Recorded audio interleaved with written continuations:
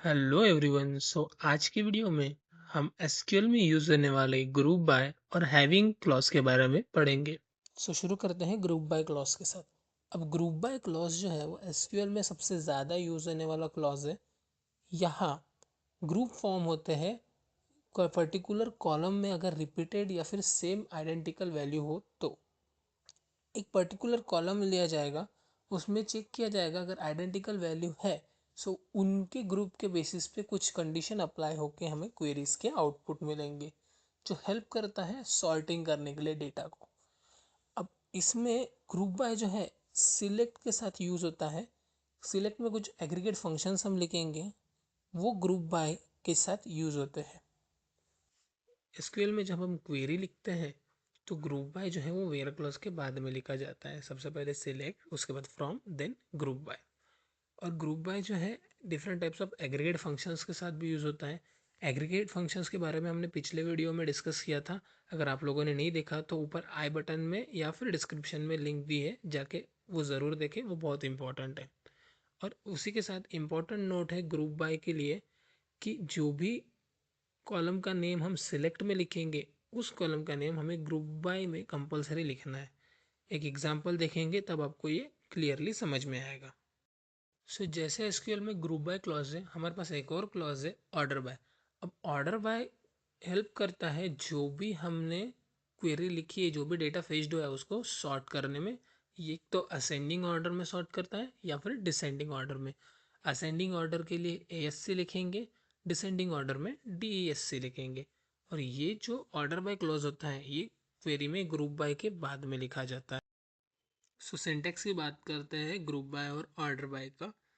सो सबसे पहले आएगा सिलेक्ट, जिसमें हम कॉलम नेम और एग्रीगेट फंक्शन लिखेंगे। अब ये कॉलम नेम ऐसे कॉलम नेम रहेंगे जो हमें कंपलसरीली ग्रुप बाय क्लॉज में भी लिखना पड़ेगा। फ्रॉम टेबल, उसके बाद हम वेयर में आएगा कंडीशन, देन ग्रुप बाय। अब इसमें वही कॉलम नेम आएंगे जो कॉलम नेम हमने ऊपर सिलेक्ट में लिखे थे। उसके बाद ऑर्डर बाय, किस कॉलम के हिसाब से हमें ऑर्डर करना है, असेंडिंग हो या डिसेंडिंग। ग्रुप बाय का एक एग्जांपल लेते हैं। सपोज हमारे पास कोई टेबल है जिसमें हमारे पास आईडी, नेम, मार्क्स, स्टूडेंट की डिटेल्स है, कोर्स आईडी वगैरह। उसमें से अगर हमें कोर्स आईडी के हिसाब से अगर कितने बच्चे एनरोल हो गए वो फाइंड करना होगा, सो हमें काउंट करना पड़ेगा। नंबर ऑफ स्टूडेंट मतलब काउंट, तो हमारे पास एग्रीगेट फंक्शन है काउंट। सो हम लिखेंगे सिलेक्ट काउंट, कोई भी टेबल पे अप्लाई कर दो या फिर स्टार लिख दो। और उसके बाद कोर्स आईडी वो जस्ट रेफरेंस के लिए लिया है कि कोर्स आईडी के हिसाब से होगा। फ्रॉम, जो भी हमारे टेबल का नाम रहेगा, उसके बाद ग्रुप बाय करेंगे यहाँ पे कोर्स आईडी से। अब यहाँ पे कोर्स आईडी दी है इसीलिए हमें आईडी आ गई। बहुत से क्वेश्चन में हमें किसके हिसाब से ग्रुप बाय करना है वो दिया नहीं रहेगा, सो उसमें रिपीटेड कॉलम देख के, रिपीटेड वैल्यू वाला कॉलम देख के हम डिसाइड कर सकते हैं। इसका जो आउटपुट आएगा, अब यहाँ देख सकते हैं कि कोर्स आईडी के हिसाब से वो ग्रुप हो चुका है कि 30 वाले कोर्स आईडी वाले अलग, 20 कोर्स आईडी वाले अलग, 10 कोर्स आईडी वाले अलग। और उनके पर्टिकुलरली कितने बच्चे एनरोल हो गए हैं वो आउटपुट में आया है काउंट। दो बच्चे 30 वाले कोर्स आईडी में, 3 20 और 4 बच्चे 10 वाले कोर्स आईडी में। सेम क्वेश्चन पे हम ऑर्डर बाय की क्वेरीज लिख के देख लेते हैं। उसमें सेम आएगा सिलेक्ट काउंट नेम, उसके बाद course ID, then from student group by. अब के कोर्स आईडी के हिसाब से हमने ग्रुप किया ऑर्डर बाय। अब इसमें कोर्स आईडी के हिसाब से हमें ऑर्डर करना है। अगर असेंडिंग है तो असेंडिंग एएससी, अगर डिसेंडिंग रहता है तो हम डीएससी डीईएससी लिखते हैं। हम देख सकते हैं कि 10 20 30 इस हिसाब से वो असेंडिंग ऑर्डर में आ गए हैं फ्रॉम स्मॉल टू लार्ज। और उसमें 10 में 4 है, 20 में 3 है और 30 में 2 बच्चे हैं। हमने जो एग्जाम्पल लिया उसको एक बार रन करके देखते हैं। हमारा क्वेश्चन था कि कितने बच्चों ने एनरोल किया है पर्टिकुलर कोर्स में। अब नंबर ऑफ स्टूडेंट फाइंड करना है, उसके लिए हमें काउंट फंक्शन यूज करना पड़ेगा क्योंकि वो काउंट करता है। काउंट में अगर कोई भी कॉलम का नेम दे देंगे और उसको ग्रुप बाय के साथ लिखेंगे, हमारे पास आंसर आ जाएगा। लिखते हैं सिलेक्ट काउंट नेम। अब नेम को काउंट किया फ्रॉम हमारा स्टूडेंट। उसके बाद ग्रुप बाय हमने देखा कि ग्रुप बाय जो है वो repeated value, with the help of repeated value हम उसको ग्रुप कर सकते हैं। तो हमारे टेबल में कोर्स आईडी ऐसा कॉलम है जहाँ पे वैल्यू रिपीट है। सो कोर्स आईडी के बेसिस पे हम उसको ग्रुप कर सकते हैं। So group by course ID. अब जब इसको रन करेंगे सो हमारे पास आउटपुट आया 234, बट हमें स्पेसिफाई नहीं हो रहा है कि कौन से कोर्स आईडी में कौन से कितने बच्चे हैं। सो हम काउंट नेम के साथ साथ कोर्स आईडी भी प्रिंट करते हैं। अब यहाँ पे हमें स्पेसिफाई हो रहा है कि 30 वाले आईडी में 2 बच्चे हैं, 3 बच्चे हैं 20 नंबर के कोर्स आईडी में, और 10 नंबर के कोर्स आईडी में 4 बच्चे हैं। अब देख सकते हैं सिमिलरली इसी क्वेरी को हम अगर ऑर्डर बाय के फॉर्म में लिखेंगे और उसमें कोर्स आईडी असेंडिंग ऑर्डर में लिखेंगे, सो हम देख सकते हैं कि कोर्स आईडी जो है वो असेंडिंग ऑर्डर में स्मॉलेस्ट टू लार्जेस्ट तक के आ गया है। सो अब बात करते हैं हैविंग क्लॉज की। हैविंग क्लॉज जो है वो ग्रुप बाय क्वेरीज के रिजल्ट को फिल्टर करने के लिए हेल्प होता है। ये सेम होता है जैसे वेयर क्लॉज होता है, बट वेयर क्लॉज जो है वो नॉर्मल क्वेरीज को एग्जीक्यूट करता है, और हैविंग जो है वो एग्रीगेट फंक्शंस को फिल्टर करने के लिए हेल्प करता है। ये ग्रुप बाय के बाद लिखा जाता है क्वेरी। अब हैविंग का एक एग्जांपल देख लेते हैं।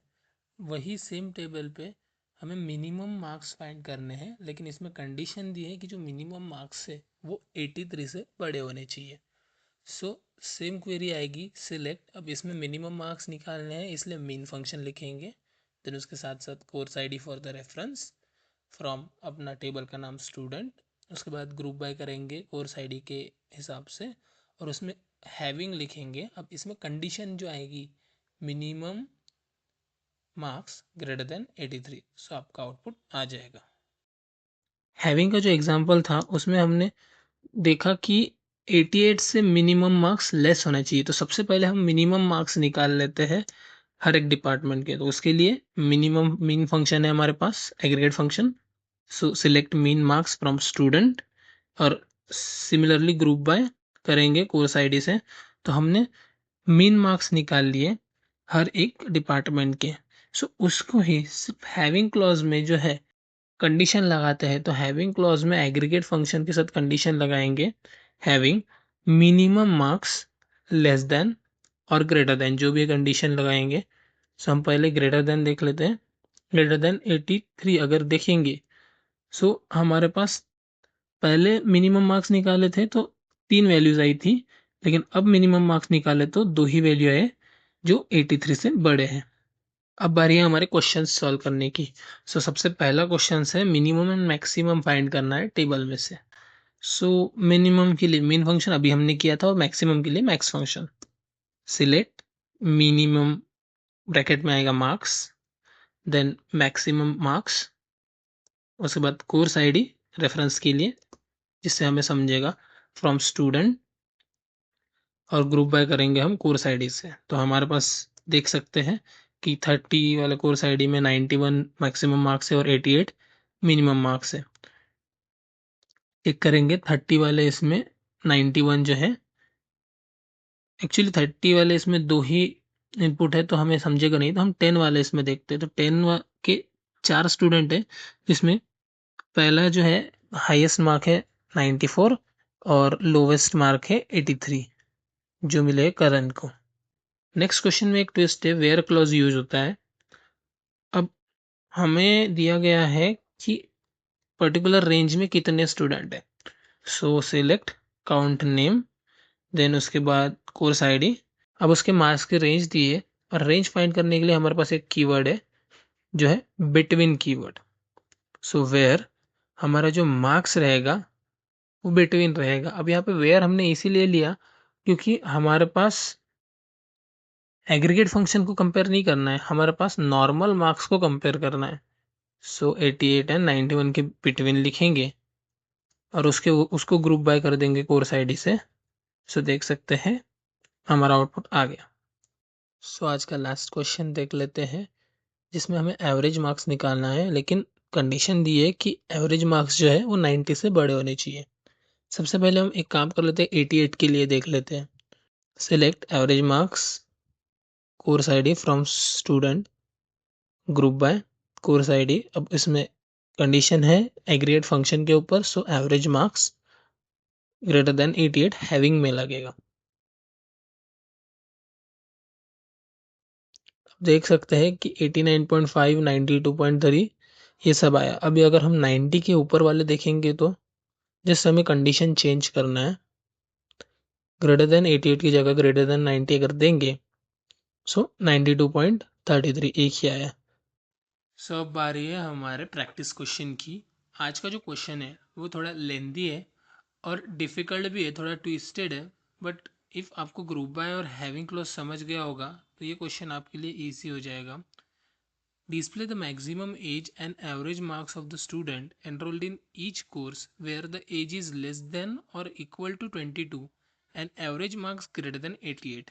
एक हिंट है इसमें, ग्रुप बाय, हैविंग और वेयर तीनों यूज़ होने वाले हैं। सो ये क्वेश्चन सॉल्व कीजिए, प्रैक्टिस कीजिए और हमारे चैनल को सब्सक्राइब कीजिए, ज़्यादा से ज़्यादा शेयर कीजिए